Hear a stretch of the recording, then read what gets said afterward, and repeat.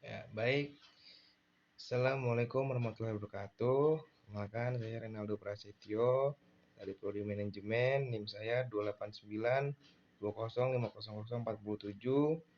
Mata kuliah mata kuliah yang saya akan jelaskan yaitu kewirausahaan dengan dosen pengampu Bapak Darmainis ML.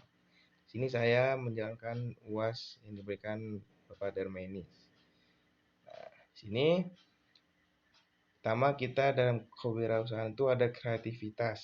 Itu pada dasarnya setiap orang kreatif. Orang kreatif suka berfantasi, bermain, dan berpikir. Yang ketiga, kreativitas itu spontanitas dari manusia adalah sumber kreativitas. Beberapa ciri orang kreatif yaitu terbuka, percaya diri, berpikir, menantang arus, gigih, dan tidak takut gagal, dan lain-lain. Kreativitas pintu menuju inovasi. Nah, sini ada bentuk kreativitas, ada dua. Yang pertama, menghadirkan suatu benda atau hal yang sebelumnya sama sekali belum ada untuk dipergunakan. Yang kedua, ide kreatif yang baru atau paling tidak untuk yang bersangkutan. Nah, sini di kreativitas itu ada hambatannya. Yang pertama, kebiasaan, itu senang pada kenyamanan, terpaksa pola yang sudah ada. Yang kedua, keterbatasan waktu dan energi. Yang ketiga, ketidakmampuan mengenali masalah, berpikir negatif. Yang keempat, takut gagal, takut terlihat bodoh. Yang kelima, kritik orang lain atau tidak berpendirian. Yang keenam, cepat sekali sangat puas pada diri. Itu sama saja, keenam itu adalah hambatan dari kreativitas. Nah, di sini dalam kewirausahaan juga menciptakan inovasi. Yaitu inovasi adalah proses menemukan atau mengimplementasikan suatu hal yang baru dalam situasi yang baru.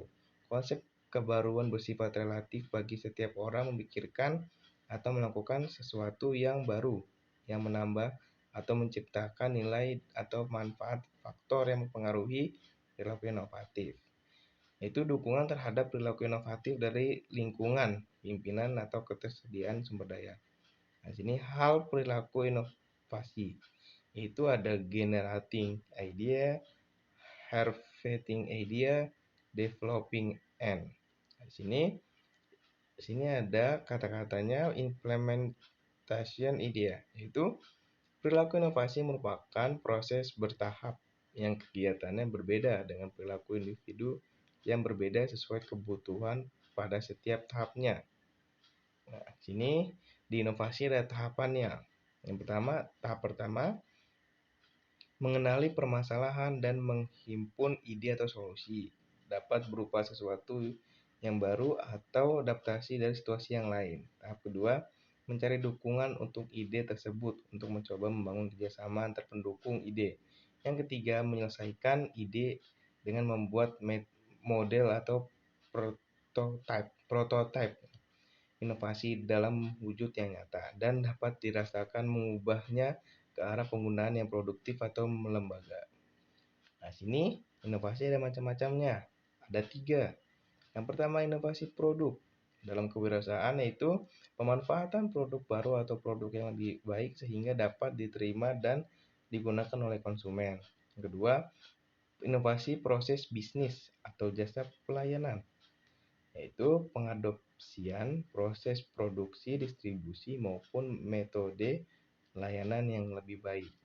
Yang ketiga, inovasi organisasi, yaitu pemanfaatan sumber daya manusia yang lebih efektif dan efisien yang sangat diperlukan dalam proses eksploitasi ide. Nah, di sini, maaf, sini ada berpikir berubah ya, langsung ya pindah ke bab selanjutnya. Di dalam kewirausahaan juga kita harus mempunyai berpikiran berubah atau new mindset ya. Atau juga bisa open minded, berpikiran terbuka. Nah, di sini perbedaan pola pikir entrepreneur dan non-planner. Nah, di kewirausahaan juga ada pola pikirnya antara entrepreneur atau tidak entrepreneur. Yang pertama, produktif versus konsumtif. Jelas itu berbeda. Itu kedua, resource utilization versus resource disposal ya. Ketiga, selanjutnya ada hambatan persepsi memulai usaha. Dalam kewirausahaan juga mempunyai hambatan-hambatan untuk memulai usaha. Yang pertama, merasa sudah tua atau merasa terlalu muda. Itu tidak baik. Yang kedua, tidak berbakat. Dalam usaha itu kita harus mempunyai bakat agar bisa menjadi entrepreneur yang baik. Yang ketiga, tidak punya modal. Banyak sekali di kalangan mana saja yang ingin buka usaha, pasti pertamanya tidak punya modal. Tidak perlu takut, kita harus berusaha dan berdoa kepada yang di atas. Lanjut, banyak nasihat dari motivator dunia mengatakan pola pikir menjadi kunci seorang bisa meraih sukses dan bahagia. Seperti kata pepatah, Anda adalah apa yang Anda pikirkan. Pastinya Anda juga ingin sukses kan? Nah, mari raih kesuksesan dengan merubah pola pikir. Lalu bagaimana caranya? Itu dengan berusaha, berdoa, dan bertekad tinggi agar bisa meraih kesuksesan. Itu saran dari saya. Jika kalian punya saran atau pendapat lainnya, bisa Anda pikirkan dalam mindset Anda. Sini, pola pikir efektif dan lincah menjadi kunci meraih kesuksesan. Di kewirausahaan juga harus memiliki pola pikir yang efektif dan lincah. Itu salah satu ciri untuk meraih kesuksesan. Pola pikir manusia itu unik dan jauh lebih kuat daripada yang Anda sadari. Steve Maraboli, seorang pengarang dan motivator, mengatakan bahwa saat Anda memulai pola pikir Anda, semua hal di luar itu akan berubah. Ikut berubah maksudnya. Apa yang Anda dikatakan Steve Maraboli sejalan dengan dinyatakan juga Carol Dweck, sama-sama nih. Seorang psikolog dari Stanford University. Carol menambahkan bahwa pola pikir berperan penting dalam menentukan pencapaian Anda. Dari kedua pernyataan tersebut, sebenarnya Anda sudah bisa melihat bagaimana pola pikir mempengaruhi cara memandang dunia, merespon hal-hal yang terjadi pada diri Anda. Untuk itu, jika yang sukses, mulailah berpikir positif, membangun pola pikir yang sukses. Ini ada hal-hal yang bisa Anda lakukan untuk meningkatkan pola pikir yang efektif lincah. Di sini saya tidak banyak ya, ada 3 atau 5 itu yang lebihnya. Pertama, sadar dengan pola pikir yang Anda miliki. Maksudnya, mulailah mengenali dan pelajari pola pikir Anda. Apakah sering berpikir positif atau cenderung negatif? Jika negatif, maka Anda perlu melakukan penyesuaian. Anda juga harus meningkatkan kesadaran akan keadaan emosional, sekaligus juga perlu tahu mengenai rantai pikiran, perasaan, dan perilaku. Karena tak bisa dipungkiri, ketiganya memiliki hubungan yang sangat erat. Dari pikiran mempengaruhi perasaan dan akhirnya ikut mempengaruhi perilaku Anda. Itu tidak baik. Nah, maaf, saya geser dulu kameranya. Sini ada analisis cara Anda berbicara diri sendiri. Ini setiap orang sering berbicara dengan diri sendiri. Hal ini mau tidak mau akan mempengaruhi pola pikir Anda. Jika Anda berpikir tidak bisa melakukan sesuatu, maka Anda akan lemah dan yang jadi memang Anda jadi tak bisa melakukannya. Baiknya jika Anda memiliki mindset powerful, itu akan membantu Anda menyelesaikan tantangan hidup. Nah, selanjutnya, satu slide lagi ternyata. Selanjutnya ada kelilingi diri Anda dengan orang-orang positif. Maksudnya itu untuk membentuk pola pikir sukses. Mengelilingi dengan orang-orang yang positif yaitu memandang hidup dengan positif. Mereka biasanya mencapai kesuksesan yang mereka inginkan. Sumber perkataan dan perilaku positif mereka biasanya tergambar jelas pada karakter mereka. Kedua, paksa diri untuk keluar dari zona nyaman.